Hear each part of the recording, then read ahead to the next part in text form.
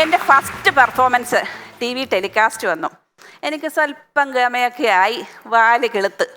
ഞാൻ എൻ്റെ കൂട്ടുകാരിക്ക് ഒരു മെസ്സേജ് അയച്ചു, എടി എനിക്ക് എൻ്റെ TV കണ്ടിട്ട് എന്നെ ഒട്ടും ഇഷ്ടം ഇഷ്ടപ്പെട്ടില്ല. വലിയ മുഖവും ചെറിയ കണ്ണും ഊളച്ചിരി. അപ്പം ഇവളങ്ങനല്ല, എടി നീ സുന്ദരിയാന്നൊക്കെ പറയുമെന്നാണ് ഞാൻ വിചാരിച്ചത്. ഇവളെനിക്ക് റിപ്ലൈ ഇട്ടു, ശരിയാടി, ചിലരങ്ങനെ TV-യിലും കൊള്ളത്തില്ല, നേരെ കൊള്ളത്തില്ല. പക്ഷെ എൻ്റെ ആവേശം ഇതുകൊണ്ടൊന്നും കെട്ടില്ല. ഞാൻ നേരെ എൻ്റെ ഓഫീസിൽ ഇതിലും കൂടുതൽ ആവേശത്തിൽ അങ്ങ് പോയി. പിറ്റേ ദിവസം ഓഫീസിൽ ചെന്ന് സെക്യൂരിറ്റിയോട് ചോദിച്ചു, എങ്ങനെ ഉണ്ടായിരുന്നു എൻ്റെ പെർഫോമൻസ്? അപ്പം എൻ്റെ ആവേശം കണ്ടിട്ടാണെന്ന് തോന്നുന്നു. പുള്ളി പറഞ്ഞു, മാഡം കലക്കി, സൂപ്പർ, അസലായി. പക്ഷേ ഞാൻ കണ്ടില്ല. പിന്നെ നിങ്ങൾ ഈ കാലം മറുപടി പറയുക, ചുട്ട മറുപടി കൊടുക്കുക എന്നൊക്കെ കേട്ടിട്ടുണ്ടോ? എവിടെ? ഇംഗ്ലീഷ് മീഡിയം പ്രോഡക്ട്സ് അല്ലേ? ഞാൻ പറഞ്ഞുതരാം. ഈ ചുട്ട മറുപടിയും കാലം മറുപടിയും നമ്മൾ ഈ ബസ്സിലൊക്കെ കയറത്തില്ലേ?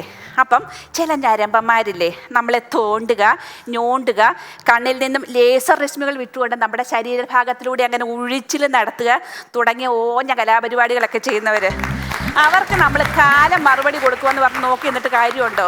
അപ്പം തന്നെ കൊടുത്തേക്കണം. ഇനി അതെങ്ങനെ പിള്ളേരെ, എങ്ങനെ അവരെ വശീകരിച്ച് നമ്മുടെ അടുത്തോട്ട് കൊണ്ടുവരണം. വേണമെങ്കിലേ ചതുരം, രതിനിർവേദം തുടങ്ങിയ സിനിമകളൊക്കെ മനസ്സിലേക്ക് അങ്ങോട്ട് ആവാഹിച്ചോളുക. ഇവരെ നിങ്ങളുടെ അടുത്ത് എത്തിക്കഴിയുമ്പം നിങ്ങളുടെ കാലിൽ ആ പോയിൻ്റെ ഷൂ ഇല്ലേ, അത് വെച്ചങ്ങോട്ട് ഞെരടി ഞെരടി ഞെരടി അങ്ങോട്ട് വിട്ടേക്കണം. അപ്പം കാലമല്ല മറുപടി പറയണ്ടേ, പിന്നെ ആരാ? നിങ്ങളുടെ കാല മറുപടി പറയണ്ടേ. അവിടെ കൊണ്ടൊരു കയ്യടി. ഇനി നിങ്ങൾ കയ്യടിച്ചില്ലെങ്കിൽ ഞാൻ കയ്യടിക്കും. ഈ മറുപടി ഞാൻ വന്ന് എൻ്റെ മോളോട് പറഞ്ഞു, വീട്ടിൽ പറഞ്ഞു. അപ്പോൾ അവളെ ചോദിക്കുക, അമ്മ അങ്ങനെയാണേലേ ഞങ്ങളിനി യാത്രയൊക്കെ പോകുമ്പം ഒരു ദോശക്കല്ലൂടെ കൊണ്ടുപോട്ടെ. ഞാൻ ചോദിച്ചാൽ എന്തിനാ മോളെ ദോശക്കല്ല്? അപ്പോൾ അവളുടെ മറുപടി കേൾക്കണോ, ഒരു ദോശക്കൽ കിട്ടിയിരുന്നെങ്കിൽ ചുട്ട മറുപടി കൊടുക്കാമായിരുന്നു. അപ്പോൾ അങ്ങനെ കാലം മറുപടിയും ചുട്ട മറുപടിയും കഴിഞ്ഞു. ഇനി ചില വീരന്മാരുണ്ട്, അവർക്ക് എന്തു പറഞ്ഞാലും അപ്പം അബദ്ധമേ അവരുടെ വായിൽ നിന്ന് വരത്തുള്ളൂ. അതായത് എൻ്റെ ചേച്ചി കഴിഞ്ഞ ദിവസം റിട്ടയറായി. റിട്ടയർമെൻറ്റിൻ്റെ അത് ചേച്ചി അങ്ങ് കട്ടക്കലിപ്പിലായിരുന്നു. ഒരു ഫംഗ്ഷനും വേണ്ടെന്ന് അങ്ങ് ഷഡിച്ചു. കാരണം എന്തെന്നാൽ ഉക്രൈൻ ഗാസ യുദ്ധമാണോ? ഞാൻ ചോദിക്കുകയാണ്. ഒന്നുമല്ല, ചേച്ചിക്ക് പ്രമോഷൻ കിട്ടിയില്ലായിരുന്നു.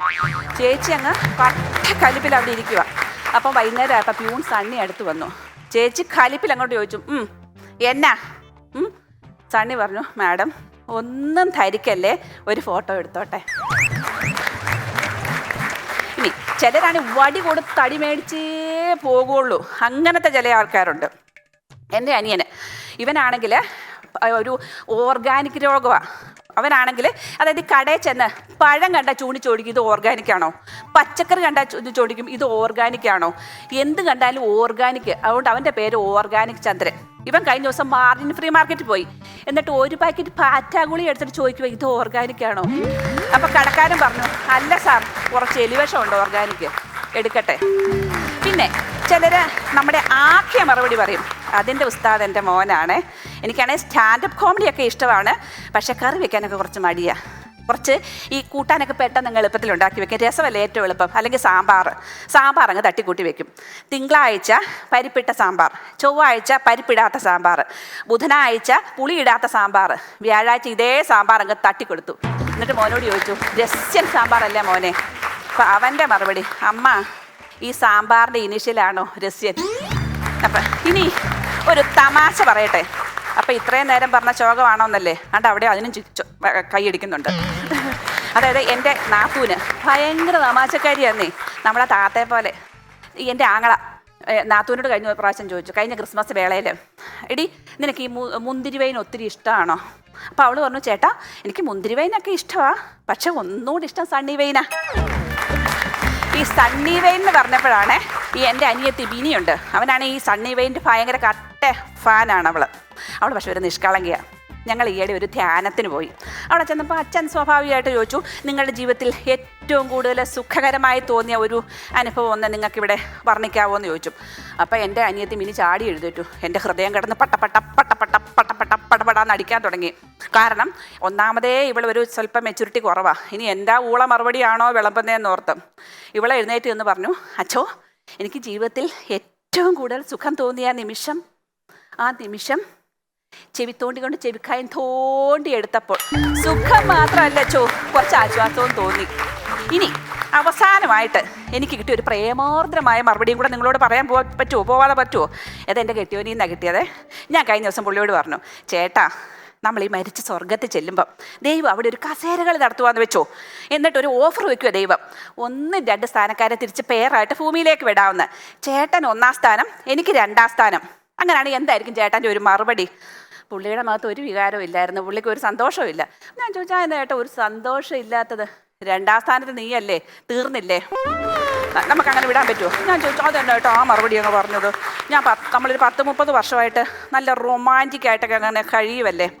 അപ്പോൾ ഈ പുള്ളിയുടെ മേത്ത് ഉമ്മറ് കയറിയെന്നേ. എന്നിട്ടൊരു പറച്ചില്, മുളി ശോഭി, ഞാനൊരു വികാര ജീവിയാണ്, ആരാണ് ഒരു ചേഞ്ച് ആഗ്രഹിക്കാത്തത്? ഈ പുള്ളിക്ക് നമ്മളൊരു മറുപടി കൊടുക്കണ്ടേ?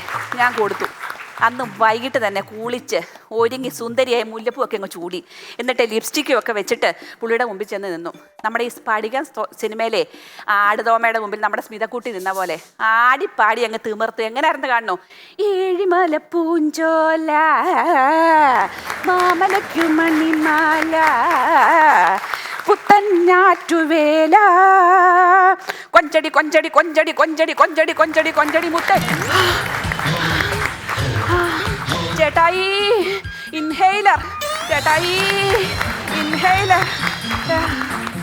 ഞാൻ ഇത്രയും കിടന്ന അണച്ച് പറിച്ചിട്ട് പുള്ളിയുടെ മുഖത്ത് ഒരു വികാരമില്ല. ഞാൻ ചോദിച്ചു എന്താ ചേട്ടാ ഈ കല്ലിന് കാറ്റ് പിടിച്ച പോലെ ഇരിക്കുന്നേ? അപ്പം പുള്ളിയുടെ മറുപടി, നീ സിൽക്ക് സ്മിതയാണോ ആസ്മാ സ്മിതയാണോ? തന്നെയല്ല, ഈ തേങ്ങ പത്തരച്ചാലും താളല്ലേ കറി.